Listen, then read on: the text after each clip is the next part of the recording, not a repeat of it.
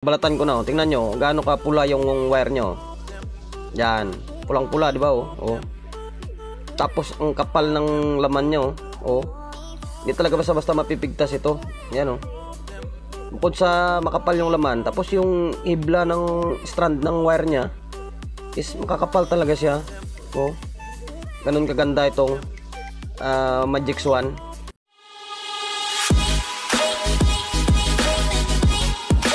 Welcome to my vlog.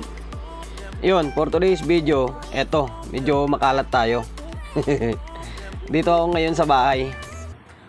Eto, dinala ko yung mga cable connector ko sa may gamit ko doon sa may munting sound natin dito. Kasi magpapalit ako ng kable. Yan, ito, kalat to. Dito tayo sa loob ng bahay. Bale, ito na siya, oh. Magpapalit ako. Hindi bago ipapalit ko, luma din. Yan, oh, luma rin to. Yan. Shoutout pala sa kumpare ko na nabilang ko nito na ay naibigay sa akin sa murang halaga. Yun, oh. Kaya ako nagawa ng video ito dahil siyempre wala na ako may content eh. Walang pang sound check ngayon. Wala pa akong nabuo eh. Sayang, masisira yung daily vlog natin pag hindi tayo makapag-upload. Ito yung pinaka point ko. May ipapakita ko sa inyo or mapiplex ko sa inyo yung connector na nabili ko. Old but gold to, ika nga sabi ng iba. Ito, ewan ko lang kung may nabibi dyan sa lugar nyo, sa inyo, or may nakakalam na may mabibilan nito online. Yung, kasi di pa ako nakapag-search eh. Yung, ito to, tingnan nyo. Yung mic wire na ito, oh, tingnan nyo, made in Japan. Oh, Swan. Medyo burado na yung pagkasulat kasi medyo marumi na yung kable. Yan, Swan. Kaya binili ko to kahit medyo luma na kasi alam ko mahal yung original na Swan. Ganda. At saka ang lalaki ng kable nyo. Kahit luma na hanip. Tapos kumpara mo to dito sa may mga kable ko. Alam mo naman ako, hindi naman ako bumibili ng mga mamahalin eh. Ayan, oh, assorted nga, iba-iba yung kulay, oh. Meron din naman ako, medyo maganda-gandang klase ito. Ito, malambot ito eh. Ito naman, pangalan is Optima. Okay rin naman laman ito. Ito yung hindi maganda. So guys, hindi ko ginawa yung video na ito para i-kumpara dito tapos i-discriminate ko yung ganitong mga brand. Hindi kuan lang naman to. For content lang. Ito, hindi ko alam kung anong pangalan nito eh. Wala ito. Palpak ito ganitong klaseng kable. Huwag na huwag kayo bumili ng itong kable. Kasi pag tumagal yan, yung dito, may tela siya pero napupudpud itong laman niya and then alum siya. Yan, pag lumubo ito, lumubo yung laman nito, wala na yan. Ito yung Optima, medyo okay pa ito eh. Ano yung kanya ito? Optima rin to, green lang yung color niya. Ito, maganda rin to. Andang klase rin, oh. Yan, pero hindi pa ako nakakuha nito na kung sa katagalan is bibigay siya or mapupudpud siya. Tapos, ito naman yung sa may Swan. Tingnan nyo kung gaano kalaki yung wire nyo. Yan. Baka sabihin nyo stainless yan. Pasensya na kayo sa kamay natin, marumi. Plus ng wire na nagawa natin. Sinapapalit tayo ng itong mga male and then female na XLR. Balik tayo rito. Tingnan nyo kung gaano kalaki yung wire, oh. Kapal, di ba? Halos number gauge number 20 na to. Kapal niya, oh. Tapos kumpara mo dito sa may isa, oh. Ito sa Optima, oh. Liit, di ba? Yan, liit, oh. Tapos ito pure copper talaga siya. Teka lang, magbabakbak ako. O yan, ito nabalatan ko. Pakita ko sa inyo yung shield na kanyo, na hiblaw. Stainless. Sa ganitong wire, kung luma na ito, dahil luma na ito, dapat sa iba, iputol-putol na yan, mapupudpud na yan. Sa kanya, buo pa rin yung hiblaw. Ganda pa, oh. Yan, buong buo pa yung shield na pang shield yan eh, yung ganyang ganyang hibla na yan para sa parang background ba. Yan. Tapos babalatan ko tong Ito pinakaloob niya. Tapos yung tela niya, tingnan nyo, pakakapal. Oh. Lalaban talaga to sa hilahan. Oh, teka lang. So ngayon ito, nabalatan ko na. Oh. Tingnan nyo, gaano ka pula yung wire nyo. Yan. Pulang-pula, di ba? Oh. Oh. Tapos ang kapal ng laman nyo. Oh. Hindi talaga basta-basta mapipigtas ito. Yan oh. Bukod sa makapal yung laman, tapos yung hibla ng strand ng wire niya is makakapal talaga siya. Oh. Ganun kaganda itong Magic Swan.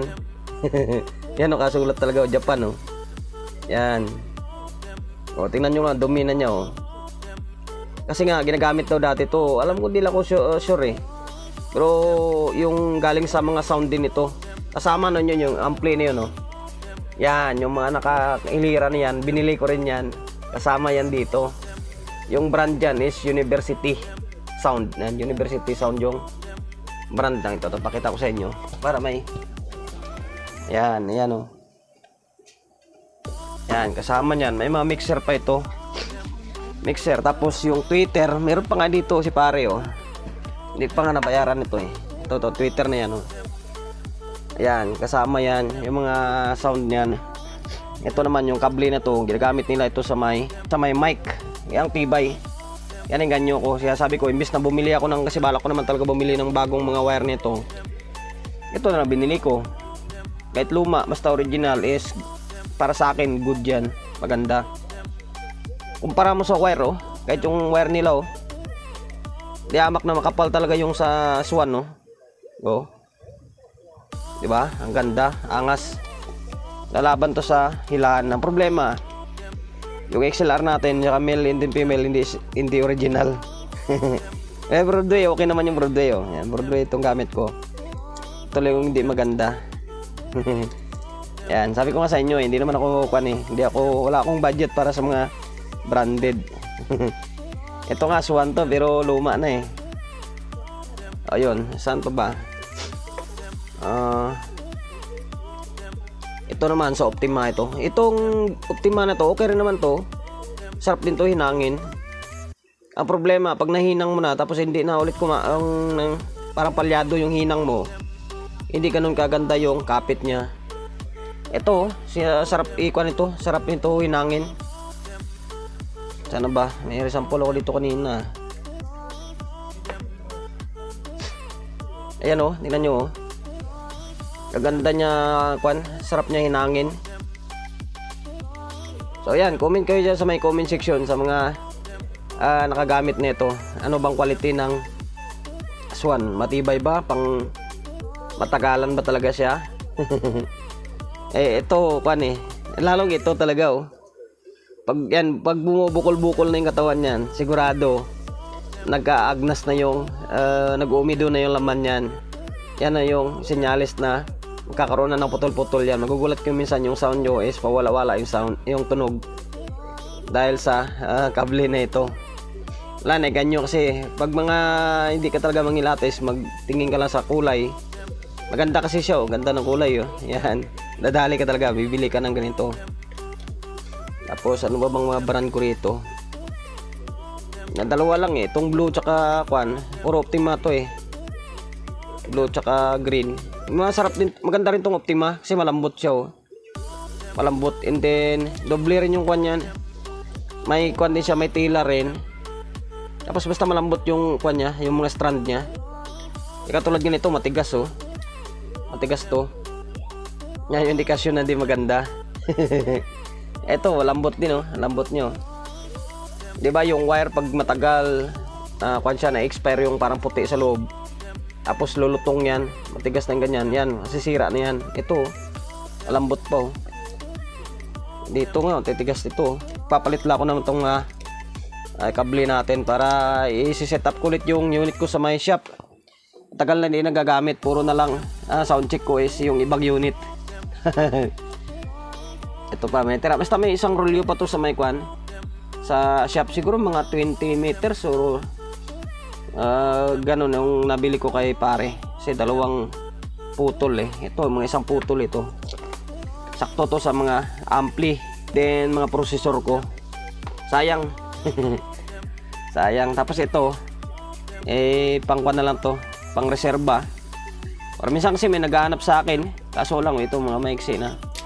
Itong Optima pwede pa ito, pero itong mga ito wala na to, palit na to. Sa kasi may naghahanap sa akin yung shop na kahit mga second hand daw, basta meron, baka pwedeng benta to. Pamaliit po na lang. Yan lang. Oh, Swan original. Oh, kitang-kita oh.